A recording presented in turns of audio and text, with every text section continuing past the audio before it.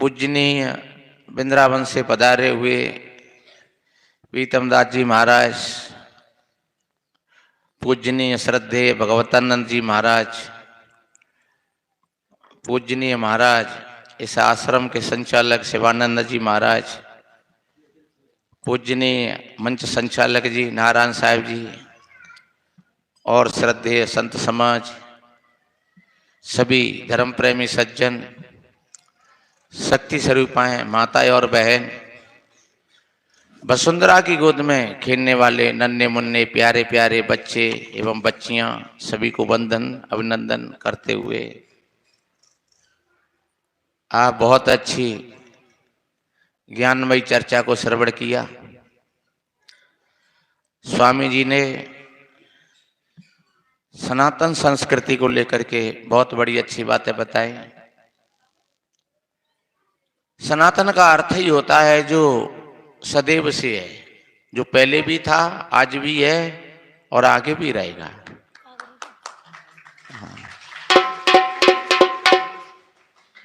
और इसको कोई कैसे मिटा सकता है? कोई कितना भी प्रयास करे, जो चीज है अस्तित्व में वो सदैव रहेगी। ये प्रकृति सनातन है, ये आत्मा सनातन है, जो आत्मीयता के गुण हैं वो सनातन है। दया है, क्षमा है, संतोष है, धीरज है, शील है, विचार है, विवेक है, ये सब सनातन है और सबके अंदर में है। इसलिए बहुत बड़ी अच्छी बातें बताई। गंगा जी और गौ माता भगवान वो संस्कृति के आधार से माने गए हैं, बहुत अच्छी बात है। अपना अपना धर्म है और यहाँ इतनी एक विशालता भी है।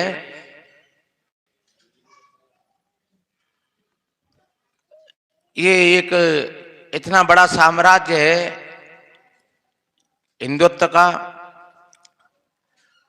इसमें बहुत बड़ी शालीनता है। यहां अगर कोई किसी एक चीज को नहीं माने तो कोई बात नहीं है, चलता है, लेकिन इस्लाम में नहीं है, उसमें कठोरता है। हिंदू धर्म में आप गंगा जी में स्नान करते हो तो बहुत अच्छी बात है, अगर नहीं भी करते हो तब भी कोई बात नहीं है, चलता है। आप रामायण को मानते हो, राम को मानते हो तो अच्छी बात है, नहीं मानते हो तब भी कोई बात नहीं है, फिर भी हिंदू है, चलता है। वैसे हिंदू का सही अर्थ होता है जो हिंसा से रहते हैं, सच्चे अर्थों में वो हिंदू है। जो दूसरे के दुख में शामिल होता है, सच्चे अर्थों में वो हिंदू है। जिसकी बुद्धि में कृषकापन नहीं है वो हिंदू है। जे गुण अगर हमारे अंदर में है तो बिल्कुल ठीक है। और इस्लाम में अगर थोड़ी सी भी आप अगर निंदा कर देते हो, बुराई कर देते हो तो वहां गुंजाइश नहीं है, वहां कठोरता है। इसलिए जो सनातन है, तो सनातन की महिमा जितनी बोली जाए, जितनी कही जाए, ये बहुत बड़ा साम्राज्य है, सम्राट है। और इस बात का गर्व है हमें कि हम सनातनी हैं और सनातन का हम सदैव पालन करें, ठीक तरीका से, अच्छी तरीका से, केवल शब्दों में नहीं, उसको हम रहनी में रहें। अगर रहनी में अगर ना रहोगे तो हमारी कमजोरी हमको परेशान करेगी, फिर सनातन का दोष नहीं उसमें। एक छोटी सी बात मेरे को याद है, आइए फिर मैं एक भजन सुनाऊंगा। बताते हैं, एक कभी सुना होगा, एक सुभान मियाँ थे, खाने पीने में चटोर थे, कुछ खा गए ज्यादा, पेट खराब हो गया, दोपहरी पड़ रही थी, यही दिन होंगे, तो एक बगीचा में, बेरियों का बगीचा था, उसमें जाकर के लेटरिन करने के लिए बैठ गए।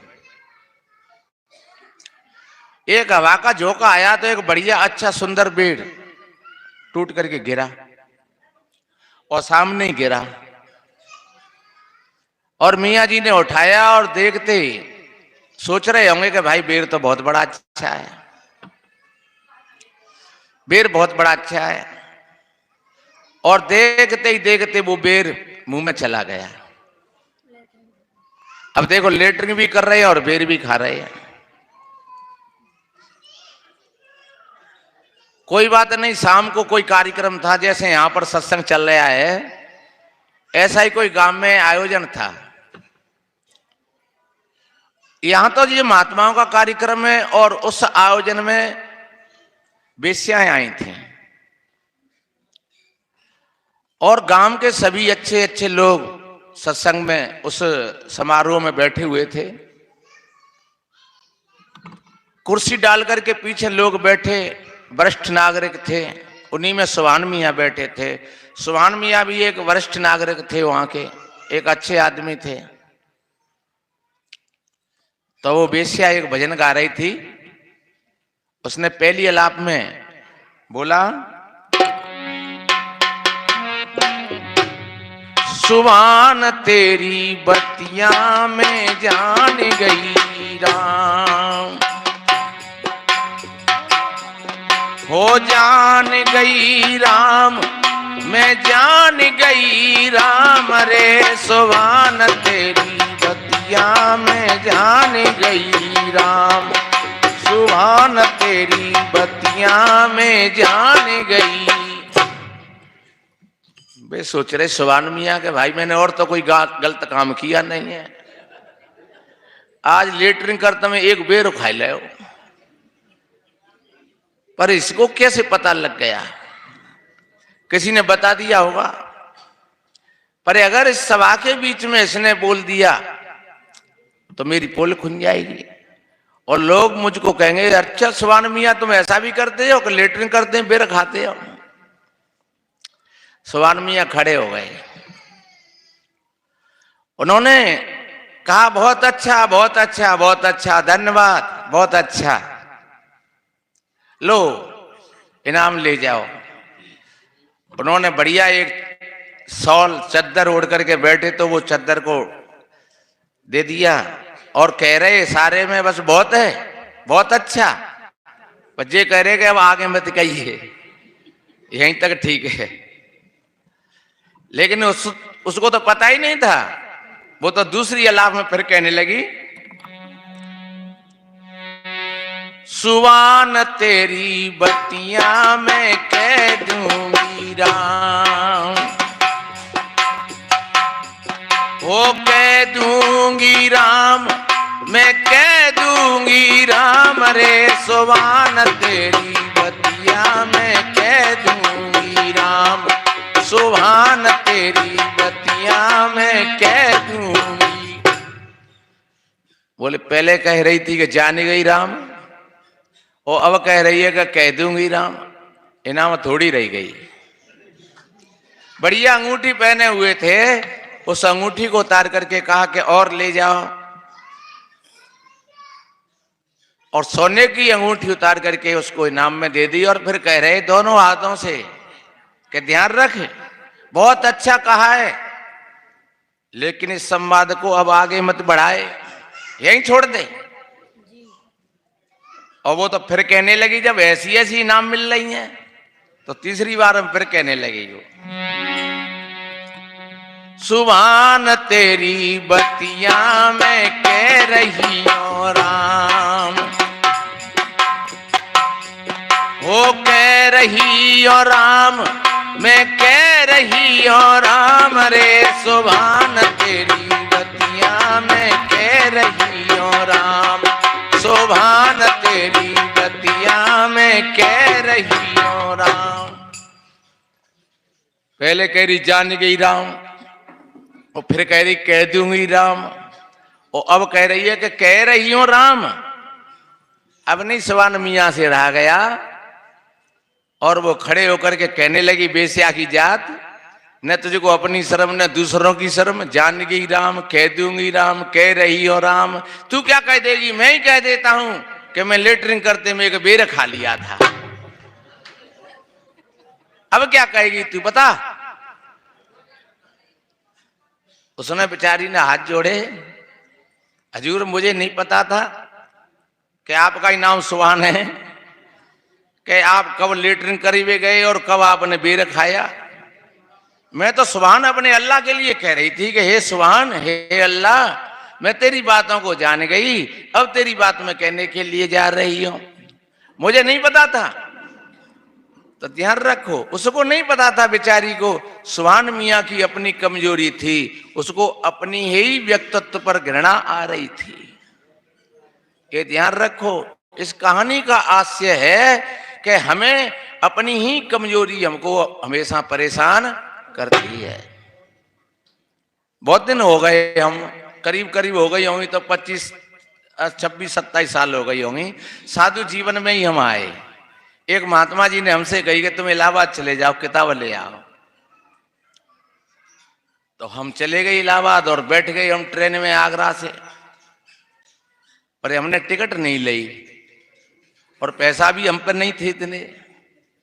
अब आप क्या कहोगे, पहले कभी बैठे भी नहीं थे बिना टिकट के। अब हमें जो कोई काले कोट पैंट वाला दिखे तो हमें ये लगेगा टीटी आएगा, और जे मन से ही पूछे हो हवाल। तो हम पीठ फेर करके डिब्बा की तरफ थे, खिड़की में बैठ गए बाहर मुंह करके, कैसे आए थे हमको टीटी आवेगा तो कट जागो, और होनहार टीटी आएगो, और पीछे थे हमारे न्यो पकड़ न्यो, आप ये मन समझो मैं ढूंढो पीछे को, कि आप ये मन समझो कि हम बाहर को मुंह करके बैठे हैं तो पैसा नहीं लगेगा, टिकट लाओ। भाई भैया हम पे तो हथियार है, क्यों नहीं है, अंदर बैठो, पैसा तो देना पड़ेगा आपको, चाहे बाहर को मुंह करके बैठो चाहे भीतर को मुंह करके बैठो, पैसा देना पड़ेगा। पर वो इतना सज्जन आदमी होगा शायद कि मुझको वो सीट पर बैठा ले गया और फिर पैसे मांगता हुआ आगे चला गया और फिर लौट करके मेरे पास नहीं आया। इतना बढ़िया आदमी था। पर मेरी कमजोरी, मुझको इलाहाबाद तक ये परेशानी रही और मैंने अपना कान पकड़ा कि आज से मैं जेब में पैसा होगा तो यात्रा करेंगे, अंत पैदल चलेंगे, हम बिल्कुल बिना टिकट की यात्रा नहीं करेंगे। हर भाई बहन को अपनी कमजोरी, तो तुम अगर अपनी कमजोरी को ठीक तरीका से संभालो, चाहे अगर तुम्हारा बेटी बेटा, चाहे तुम्हारा संस्कार, चाहे तुम्हारी संस्कृति में अगर कहीं पर भी कोई गड़बड़ होती है तो वो अपनी कमजोरी है।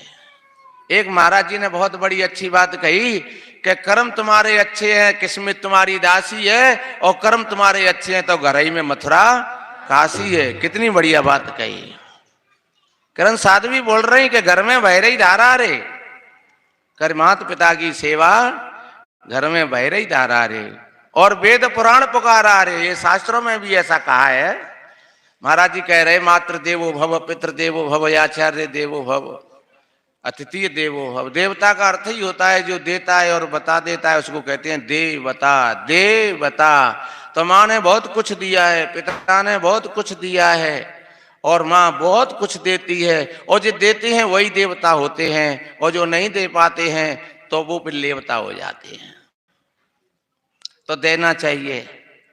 माता पिता क्या दें अपने बेटी बेटाओं को, पहले से ही चर्चा चल रही है। संस्कार दें बढ़िया, अच्छे संस्कार देंगे, अच्छी शिक्षा देंगे तो वही बेटी बेटा तुम्हारी सेवा पूजा करेंगे। और बेटी बेटा कोई जरूरी नहीं है कि भीड़ होए, एक दो बेटी बेटा हो, सबूत बच्ची बच्चा एक ही बहुत होता है। चंद्रमा एक ही है आकाश में जो पूरे ब्रह्मांड को प्रकाश देता है। सूर्य एक ही है जो पूरे विश्व को प्रकाश दे रहा है।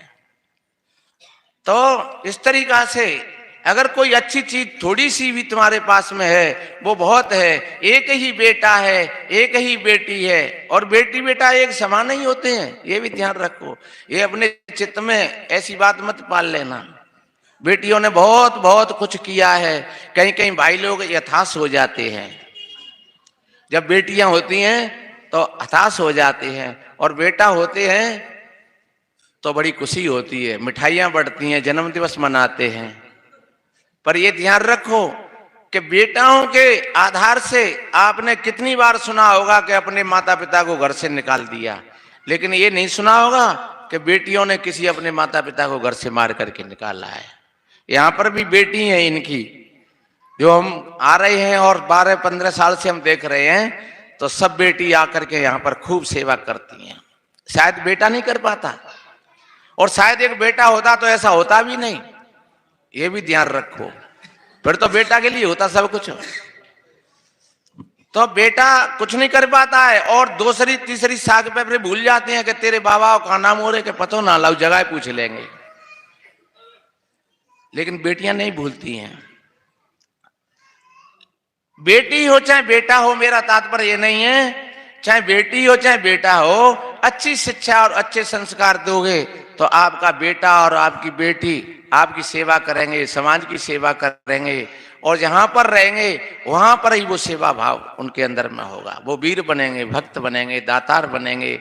माता मंदाल शाह ने अपने 5 बेटाओं को महात्मा बना दिया था, और जब बच्चा रोता तो माँ कहती शुद्धो असी बुद्धो असी निरंजनो निर्विकारो असी संसार माया पर वर्जितो असी। हे बेटा, तुम शुद्ध हो, तुम बुद्ध हो, तुम साक्षात परमात्म स्वरूप हो, पर एक बात का ध्यान रखना, संसार माया पर वर्जितो यसी। बेटा, ये संसार त्यागने के योग्य है। आज घर में माताओं में, माता बहनों में झगड़ा होता है, कई बात पे, तेने मारो एसियो ले लो, तेने खुरपी ले ली, तेने पोंछा ले लो, तेने झाड़ू ले लो, और वो माँ क्या कहती है? संसार माया पर वर्जितो यसी। कितना ज्ञान होगा उस माँ को जो कहती है बेटा ये संसार तो त्यागने के योग्य है, इस पर विवाद मत करना, लड़ना मत। और आज घर घर में माताएं दीवार सीधी लगवा देती हैं कि जाको लड़का तो ऐसा हो, जाकी लड़की ऐसी है। तो मेरे भाई बहनों, ये बात हमारे ध्यान में आ जाए तो वास्तव में ही आपका स्वर्ग है, स्वर्ग ऊपर नहीं है कहीं, और नरक नीचे नहीं है। बाबा तुलसीदास जी ने कहा है कि थोड़े से सुख के लिए और व्यक्ति कितना दुख इकट्ठा कर लेता है। कल मैंने एक चौपाई में निवेदन किया था, देखिए, यातन कर फल विषय भाई, स्वर्ग स्वल्प अंत दुखदाई, हो कांच किरीची बद लेते ही, कर सो डारे परस मणि देही, कर सो डाले परस मणि देही। कितना बढ़िया कहा है, क्षणिक सुख के कारण और हम दुखों के गर्त में चले जाते हैं। अन्यथा वास्तव में यही देवलोक है। आप अपने घर को मंदिर बना सकते हो, और ऐसा कहा है भाई लोगों के लिए भी, मनुस्मृति में एक सूत्र आता है, यत्र नार्यस्तु पूजयन्ते रमन्ते तत्र देवता। जिस घर में नारी का सम्मान है, जिस घर में माताओं की पूजा होती है, और माताओं की पूजा होनी चाहिए क्योंकि तीनों पन इसके है।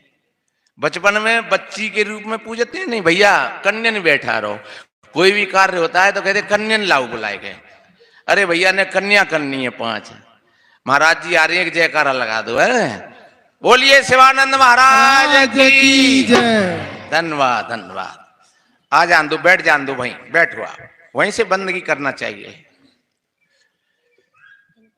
तो बचपन में बच्चा के रूप में, कन्या के रूप में पूजा होती है, और जवानी में जब शादी हो जाती है तो लक्ष्मी के रूप में पूजा होती है। पिता के घर को खाली करके जाती है और सासू माँ घर भर देती है, वो कहती है मेरी लक्ष्मी आई गई। और चाहे कितनी भी गरीबी हो, कितनी भी दरिद्रता हो, लेकिन 3 दिन के लिए माता पिता का जैसा स्वभाव होता है उसी हिसाब से उसके घर में लक्ष्मी की वर्षा होती है, खूब, कमी नहीं रहती है। और कितने भाई लोग कहते हैं महाराज बिल्कुल कोई पता नहीं था कि बेटी की शादी कैसे होगी, लेकिन 3 दिन चारों लंगते पैसा आया और खूब मसक के और खूब शादी हो गई बढ़िया। इसलिए बचपन में कन्या के रूप में और जवानी में लक्ष्मी के रूप में, और जब 1-2 बच्चा पैदा हो जाए फिर माँ के रूप में। फिर चाहे भले ही भाई को आदमी है, बहू कहेगो कह रहे मम्मी कहाँ है, वो तेई तो पीछे लगावे होगा तेई मम्मी। सूदी कहे तो खैर मम्मी कहाँ है, तो मम्मी तो बनी गई, जब बच्चा पैदा आएगा तो मम्मी बनी गई। इसलिए मातृशक्ति के तीनों पूजनीय होते हैं। और एक बात बताएं, एक बार के लिए अगर पुरुष बिगड़ता है तो लोग कहते हैं जाको ब्याह कर दे। क्यों कहते हैं? इसलिए कहते हैं कि वो कुमोड़ी आवेगी, लक्ष्मी बढ़िया जाए संभाल लेगी अच्छी तरीका से, और सुधार भी लेती है। इसलिए मातृशक्ति पर इतना जोर दिया है हमारे शास्त्रों में, क्योंकि ये, और पहले नाम आता है तो माँ का ही आता है। माता पिता, पिता का नाम पीछे आता है और माँ का नाम पहले आता है, माता पिता। इसलिए एक भजन सुनाऊं, देखो।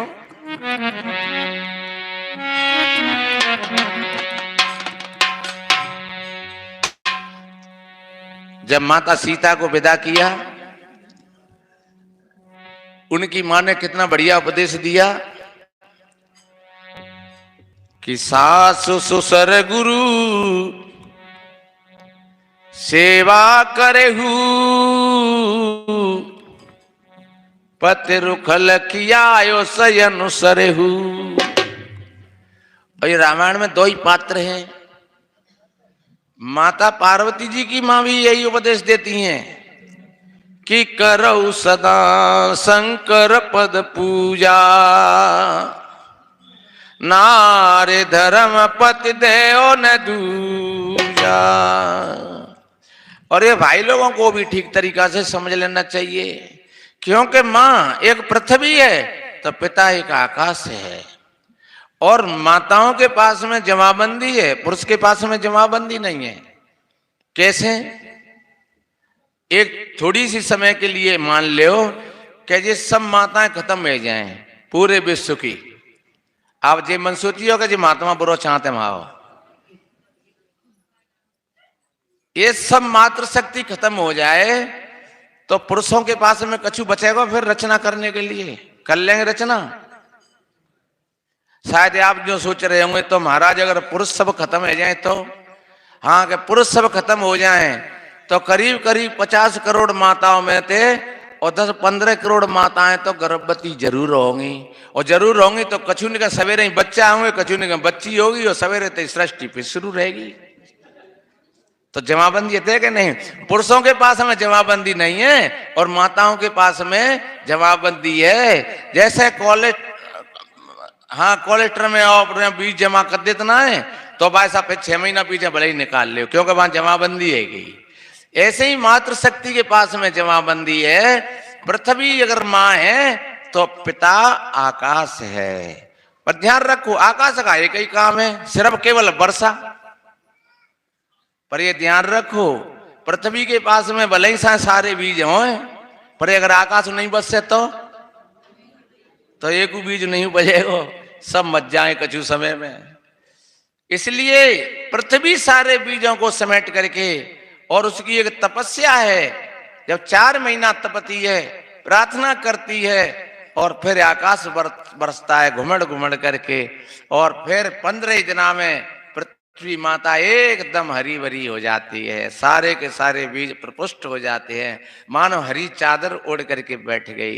ये सारे फल फूल वृक्ष एकदम हरे भरे हो गए, और कितना अच्छा लग रहा है, कितना सुहावना लग रहा है। कहते हैं भैया वृक्ष पृथ्वी का श्रृंगार है। तो इसलिए अधिकार दोनों के लिए है। पुरुष को भी ये विचार कर लेना चाहिए कि कभी भी मातृशक्ति के अधिकारों का हनन नहीं करना चाहिए किसी भी स्थिति में। अगर किसी भी स्थिति में अगर हनन करते हैं अधिकारों का तो समझ लो फिर आपके लिए भी उसका परिणाम भोगना पड़ेगा। और मातृशक्ति तो फिर है ही वो घर की पुजारी ने। घर में अगर मातृशक्ति ठीक है तो वो घर घर नहीं होता है, वो घर मंदिर होता है। यही मैंने श्लोक बोला था, सूत्र बोला था, मंत्र, यत्र नार्यस्त पूजयन्ते रमन्ते तत्र देवता। जहाँ सपूत माताएं होती हैं वो घर घर नहीं होता है, वो घर मंदिर होता है। उस घर में रहने वाले सभी सदस्य सब देव स्वरूप कहलाते हैं। वह घर सुख और समृद्धियों से भरा हुआ होता है, हमेशा सुख और संपत्ति की वर्षा होती है। तो मैंने बोला था, एक माँ अपनी बेटी को उपदेश दे रही थी तो बेटी रोए रही, तो बेटी तो रोती है, चाहे कितनी कछु पढ़े लिखे जाए तो कूकाएं तो करनी पत्ते ने कहा तो बेचारी ने। हाँ तो नहीं कूकाएं करे तो आदमी जो कहे चिमोड़ी कैसी है जिन्हें कू ना रोए रही। एक जगह की बात है कि लड़की तो रोए रही, वो लड़की तो रोती है बेचारी, पर दूल्हा रोए उठो। तो लोगों ने कही भैया तुम क्या कर रोए रहे हो, तो जे क्या कर रोए रही है। तो लड़की ने पूछी बेटा तुम क्या कर रोए रही हो, कि हम तो इसलिए रो रहे हैं कि भाई मम्मी पापा छूट रहे हैं, हमें सुत्ते आवेगी याद आवेगी। पर जे काय रोए रहे हैं, तो कहते तो हूँ रोए रहा हूँ, कहते मैयो बाप जहाँ छूटेगा तू चले गए, मैं मैयो बाप ने छुड़वा देगी, ताते हूँ रोए रहूं। तई बाने कई लड़की ने खींच करके, तो जहाँ काय रोए रहे हो, फिर वहीं रो लियो, जब चाहे मैयो बाप छूटे तब रो लियो।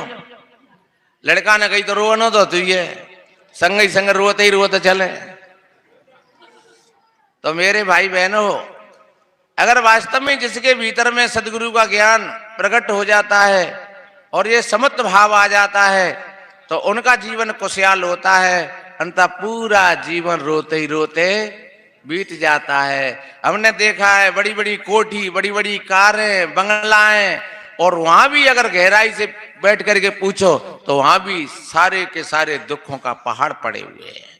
वहां भी जब माताएं अपने गीत गाती हैं, पुरुष अपने गीत गाता है कि महाराज क्या किया जाए, बहू अपने गीत गा रही है, सासू माँ अपने गीत गा रही है, ये ऐसी मिली है, ये ऐसी आई है। और मेरे भाई बहनों, फिर उन कोठी, कार और बंगलाओं का कोई महत्व नहीं है।